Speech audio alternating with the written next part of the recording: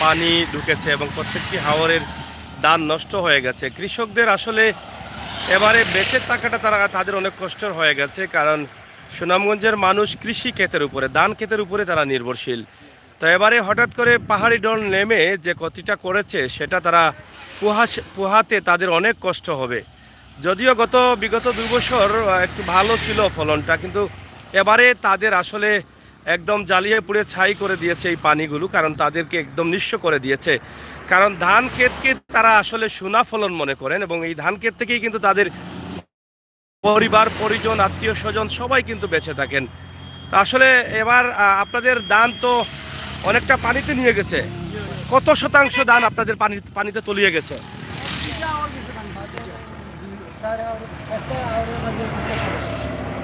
এখানে 4টি হাওর। বৃহত্তর সুনামগঞ্জের মধ্যে মানে কত শতাংশ ধান বাঁচবে আপনাদের?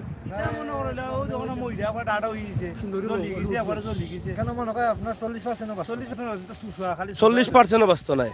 40%, মানে ধান যেগুলো আপনাদের পানিতে তলিয়ে গেছে সেগুলো তো গেছেই, কিন্তু বাকি যে 40% আপনারা মানে কেটেছেন তার মধ্যেও 40% বাঁচবে না। হ্যাঁ,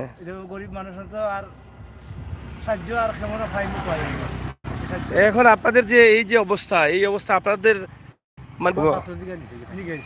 মানে আপনার 5 বিঘা কত কি আর হয়? 150 শতাংশ। আর আপনার 30 কিয়ারে 30 কিয়ার এক কিয়ার। তা আপনার সবই গেছে কি? এর মধ্যে মানে কত টাকা লস হইব আপনার? আমার সম্পর্কে 30 কিয়ারে গেছে প্রায় 2.5 লক্ষ টাকার উপরে। 30 কিয়ারে আমার তেমন বেশি বলে 1 লাখ 1.5 লাখ বাঁচবো, সব জ্বলে গেছে। আর পুরাপুরি ধান হইলে কত টাকা পাইলা আনে? 5.5 লাখ টাকার ধান পাইলা আনে, কিন্তু এখন আপনি লসও আছেন প্রায় 1.5 লক্ষ টাকা। আর আপনার একাল জমিন খাটছেন কত কান? আপনার ঋণটিন আসুন, ঋণটিন করছেন টাকা পয়সা? কৃষি করতে তো বলতে ঋণ আমার ঋণ আছে তোমার 80 থেকে 90,000 টাকা ঋণ আছে। 90,000 টাকা। আর আপনার 50,000 টাকা। এই ঋণগুলো আপনারা এখন কিভাবে এটা পরিশোধ করবেন? এটা আর পরিশোধ করার মতো মানে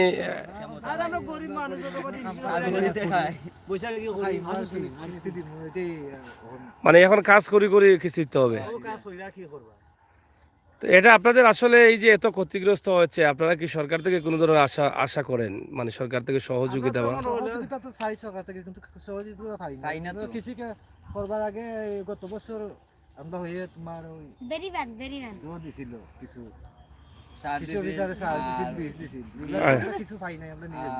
এবার সারও পান নাই?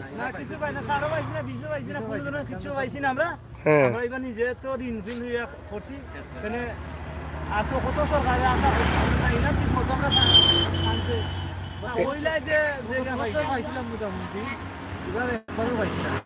এবার একেবারে কোনো সাহায্য পান নাই, একেবারে ধানও পান নাই, কোনো কিছু নাই, মানে সব চলে গেছে। কোনো কিছু নাই। আপনাদের এই হাওরের নাম কি? এটা হইলে আমরা বলি খাওয়া যান, মানে সব হাওয়া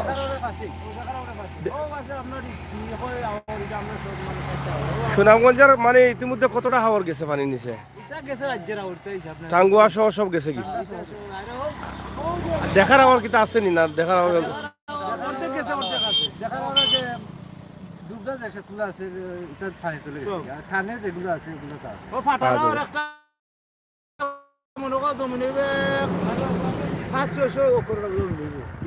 সব চলে গেছে কি?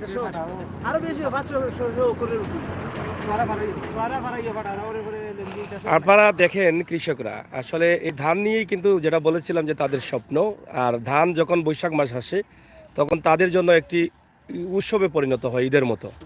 কিন্তু এবারে তাদের ঈদ তো দূরের কথা, তাদের মানে হতাশায় আছেন, হাহাকার করছেন তারা আসলে কিভাবে তাদের যে এটা পরিশোধ করবেন, যেটা ঋণ নিয়েছেন সেটা কিভাবে তারা কিস্তি দিবেন সেই চিন্তায় তারা আছেন। তবে এবারে হঠাৎ করে সুনামগঞ্জের যে ক্ষতিটা হয়েছে, আমরা মনে করি সেই ক্ষতিটা পোষানোর জন্য কৃষকের পাশে সরকারের দায়িত্বশীলরা কিছুটা হলেও টাকার দরকার আছে বলে আমরা মনে করছি। কারণ সুনামগঞ্জের এই যে হাওরগুলোতে এইখান থেকে যদি ধান ক্ষেত নষ্ট হয় তাহলে সেটা সারা বাংলাদেশের মানুষের উপরে প্রভাব ফেলে এবং তাদেরকে যদি বাঁচিয়ে রাখা না যায়, কৃষককে যদি কৃষি ক্ষেতে রাখা না যায় তাহলে বাংলাদেশ পিছিয়ে যাবে। কারণ বাংলাদেশ হচ্ছে কৃষি ক্ষেতের উপরে নির্ভরশীল। তা আমরা চাই আপনাদের সকলের সহযোগিতা। অবশ্যই আপনারা দেশ বিদেশে যারা আছেন আপনাদের মতামত তো কমেন্ট বক্সে লিখবেনই, কিন্তু দায়িত্বশীলদের কাছে পৌঁছে দিবেন আমরা আশা করছি। এই যে কৃষকরা একদিকে তাদের ভাই একটু বাউকা, এই যে দেখেন তাদের ধান এরকম কিন্তু ভর্তি ভর্তি ধান থাকার কথা, কিন্তু এখন তাদের এখানে কোনো ধরনের ধান নেই। তা আমরা আপনার কাছে জানতে চাই যে আমরা তো এই সময়ে অন্য বার আসলে আমরা দেখতাম যে আপনারা এরকম গাড়ি ভর্তি করে ধান নিয়ে যাচ্ছেন, কিন্তু এখন একদম খালি নিয়ে যাচ্ছেন, এর কারণ কি?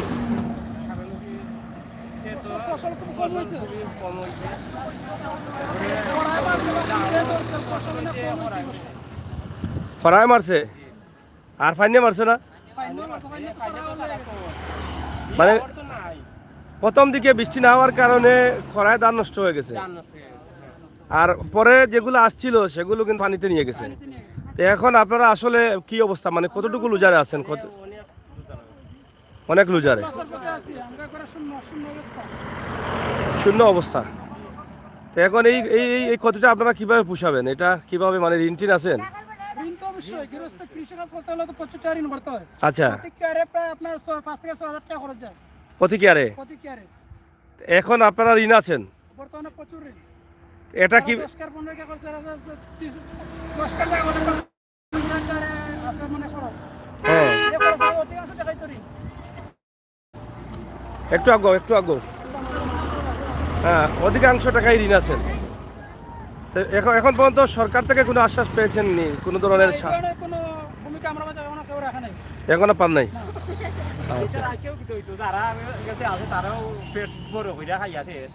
আপনারা পান না?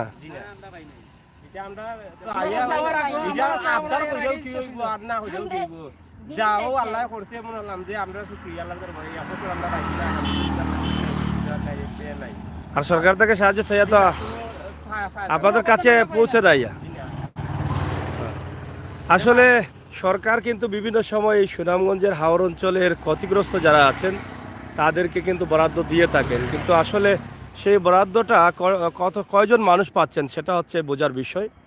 কারণ তারা এখন এটাই বলছেন যে সরকারের কাছে চেয়ে কোনো লাভ নেই, কারণ আমরা তো কোনো সময় সাহায্য সহযোগিতা পাই না, এটা চেয়ে লাভ নেই। আমরা আল্লাহ তালার উপরে শুকরিয়া আদায় করছি যে আল্লাহ তালা যা ভালো মনে করেছেন তাই করেছেন, চেয়ে কোনো লাভ নেই। আমরা চাবো আর অন্যরা এটা নিয়ে যাবে, তো এটা তারা কিন্তু আসলে চাচ্ছেন না। তো যাই হোক, সুনামগঞ্জের মানুষ এখন হাহাকারের মধ্যে আছেন। তাদের স্বপ্নের ধান ক্ষেত নষ্ট হয়ে গেছে, পানিতে তলিয়ে গেছে এবং শুকনা মৌসুমের কারণে ধানগুলো ইতিমধ্যে জলে পুড়ে ছাই হয়েছে। শতকরা প্রায় 30% ধান আপনারা তুলতে পারেন না, 30% তুলতে পারেননি, মানে পুরাটাই লসে আছেন, আপনারা লসে আছেন। তো প্রিয় দর্শক, আমরা আপনাদেরকে দেখালাম সুনামগঞ্জের একটি দৃশ্য। আপনারা হয়তো দেশ বিদেশ থেকে অনেকে আছেন আপনারা আমাদের সাথে। সুনামগঞ্জের যে আজকের যে দৃশ্যটি অবশ্যই আপনারা দেখছেন যে আমরা সরাসরি এখান থেকে আপনাদের কাছে উপস্থাপন করছি। কৃষকদের মুখে হাসি নেই, তারা কষ্টে আছেন, পরিবার পরিজন নিয়ে কীভাবে চলবেন আগামী বছর সেই চিন্তায় আছেন, কিভাবে তাদের যে ঋণ করেছেন সেটা পরিশোধ করবেন সেই চিন্তা নিয়েই কিন্তু তাদের সময় পার করতে হচ্ছে। তো সামনে তো ঈদ আছে, ঈদের বাজার করা যাইব এবার? ঈদ নাই সুনামগঞ্জের মানুষের, হ্যাঁ সুনামগঞ্জ মানুষের ঈদ হয় তখন যখন তাদের ভালো ফলন ওঠে, ধান বা কৃষিক্ষেত ভালো হয়, তারা ধান বিক্রি করে তারা ঈদের বাচ্চাদের।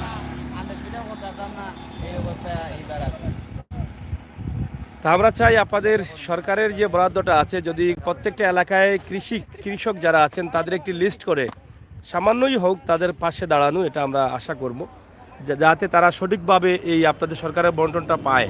সে বিষয়গুলো আপনাদের অবশ্যই এই বস্তা থেকে দান নি সুসা অর্ধেক আর দান অর্ধেক, এই যে দেখেন অন্য অন্য বৈশাখে আমরা আসলে এদিকে দেখা যেত অনেক ধান, অনেক মানুষ, অনেক আনন্দ উৎসব করতেছে, কিন্তু এবছরের অবস্থা দেখে আমরা অবাক হয়ে যাচ্ছি যে আসলে আল্লাহ তাআলার হুকুম হয়েছে কিন্তু তারা কষ্টে আছেন। এই যে ধানগুলো আছে আপনারা ধানের মধ্যে আসলে বেশিরভাগ ধান, ভাই ধানের মাঝে সুসা বেশি নি নাকি দা অর্ধেক তো সুসা। আচ্ছা এটা যোগিতা এটা 29 না 28? 29। 28 আরো বেশি মরা 28 তো আরো আগে মরে গেছে। হ্যাঁ 30 কি আর? এই যে দেখেন তারা যে ধানগুলো কাটছেন, এই যে আপনারা 500 টাকা রোজ দিয়া কাটরা 700, 700 টাকা তো 700 টাকা রোজ দিয়ে আপনারা এই ধান তুলিয়া কিতা পড়তে পারবো নি? পাইতে চাইবো না।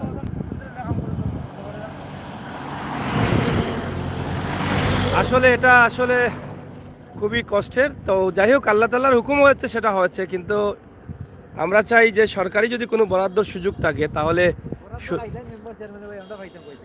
কোনো সময় পাইছুন না নি? যারা আছে লিডার লিডার হইতো তারা পায়। নুরুসান একটা নাম আছে তোমার কিছু অফিসার আচ্ছা আমরা মোটামুটি সাহায্য পাইছিলাম।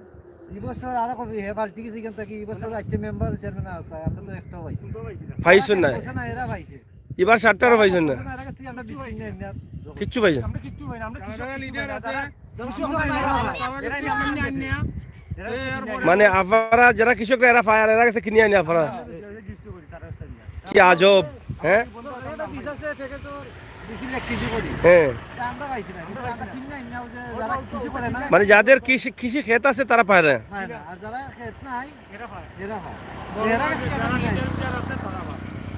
তো এটা দেখেন কত আজব দুনিয়া। হ্যাঁ যারা যাদের অধিকার, যারা পাওয়ার অধিকার রাখে তারা কিন্তু পায় না, আর যাদের পাওয়ার অধিকার নাই, যাদের দরকার নাই, যারা ক্ষেত করে না, কৃষি কার্ড সকলে কইরা তো আছে যে খেত করে না এরও কৃষি কার্ড, আমরা কৃষি কার্ড নাই বলে আমরা খেত করি কৃষি কার্ড নাই। তো কৃষি কার্ডগুলো হয় কেমনে? কৃষক ছাড়া কৃষকের কার্ড হয় কেমনে? তারা দিকে দিল মানে হে কৃষি করে না তারও কৃষি কার্ড তো মেম্বার যাবে না কষ্ট। এটা কি স্বজনপ্রীতি করেছে মুখ দেখে দেখে? আপনারটা আসেনি? ফাইন নি আপনি? কার্ড টাকা পরে ফাইন না নি? অন্য যারা যে তারা ভাগ তারা কাছ থেকে আমরা এই ধরনের জিনিস কিনা করা লাগে। তা যাই হোক আসলে অরিজিনালি কৃষক যারা এদেশের খেটে খাওয়া মানুষ, যারা শ্রমিক, যাদের কারণে বাংলাদেশ এগিয়ে আছে কৃষক, তারা যদি তাদের ন্যায্য অধিকার থেকে বঞ্চিত থাকে তাহলে সেটা আমাদের জন্য খুবই লজ্জার, খুবই দুঃখের, খুবই কষ্টের। তাই আমরা আশা করব আমাদের দায়িত্বশীলরা যারা আছেন আপনারা একটু সুদৃষ্টি দেবেন, যাতে যারা যে অধিকার রাখেন, যত কিছু পাওয়ার সরকার থেকে বা যে কোনো জায়গা থেকে, সেই অধিকারগুলো যেন তারা তাদের সঠিকভাবে তারা আদায় করতে পারে এবং তারা যেন তাদের অধিকার ফিরে পায় এবং তাদের যে ন্যায্য পাওয়াটা আছে সেটা যেন তারা তাদের কাছে যায়, সেই প্রত্যাশা আমরা রাখছি। কিন্তু এখানে আমরা দেখলাম যে যারা অরিজিনালি কৃষক তারা কিন্তু কৃষকের অনেক কিছু পাচ্ছেন না, কিন্তু যারা কৃষক না তারা কিন্তু তাদের এই ধান বা বিভিন্ন বীজ, সার এগুলো পাচ্ছেন। তো এই বিষয়গুলো আসলে একটু খেয়াল রাখার দরকার প্রত্যেকটি উপজেলা পর্যায়ে যারা দায়িত্বশীল আছেন।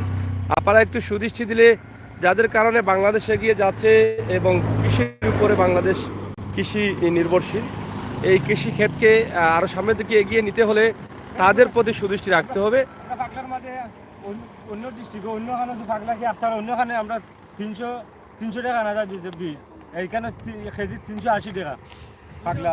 অন্যখানে গেলে কম 250 পাওয়া যায়, তার হচ্ছে 380 টাকা কম। এনে কয়জন এজেন্ট? এগুলো এক এজেন্ট। এটা রেট বলুন ওখানে। এই যে তো আনা লাগে, আমি একবার মাইল করছি সার তো এবার সার দেয় না, অন্যখানে অন্য জোর সার দেয়। গাড়ি থেকে সার বেছিল সব রাস্তা গাড়ি আমরা গ্যাস সার পাই না, গ্যাস বাতে সার আনছি গ্যাস তোমার ঘুমি ঘুষ থাকি মানে এত দূর থেকে ভাড়া দিয়ে নিয়ে আসা লাগে? বাতে আমি আনছি আর শান্তি ঘুষ থাকি, মানে তার কাছে সার নগদ বেশি নাই, মানে এখানে যে ডিলার আছে ইনটা কি আপনি পাইন না? সাইড থেকে সব বেশি লাগে এখানে যাই আপনাকে পাই না। এবার সার আর খুব খানবার মনে চাইছে, মনে চাই গিরিস্তিও সার দিজন নাই। আমি খালি গিরিস্তিও করি স্যার, আর কাম কাজ করবো আর কিছু করি না। আমার গিরিস্তি সব কথা এবার মাঠ খাইছে, এবার বিখ্যাত মনে যায়, এখানে বিখ্যাত হয়তো বাচ্চা করে না। এবার যদি কোনটা পাই আমরা বৃষ্টি সারটার পাইতে আমি নিজে কিছু দিলে ভালো। আর চেয়ার মেম্বার হাতে গেলে আমরা ঢুকতেও পাই না। যাই হোক, আপনারা দেখেন যে সারের ডিলার, সরকারি সারের ডিলার দেওয়া হয় বিভিন্ন জায়গায়, বিভিন্ন উপজেলায় ভাগ বাটুরা করে। কিন্তু পাগলা বাজারে যে সারের ডিলার আছে সেই ডিলারের উপরে উনি কিছুটা অভিযোগ করছেন। এই বিষয়টা বাস্তবতা কতটুকু আছে সেই বিষয়ে যদি উপজেলার দায়িত্বশীল যারা আছেন তারা একটু সুদৃষ্টি দেন, হয়তোবা এই কৃষকরা হয়রানি থেকে, ভোগান্তি থেকে বাঁচতে পারবেন তারা।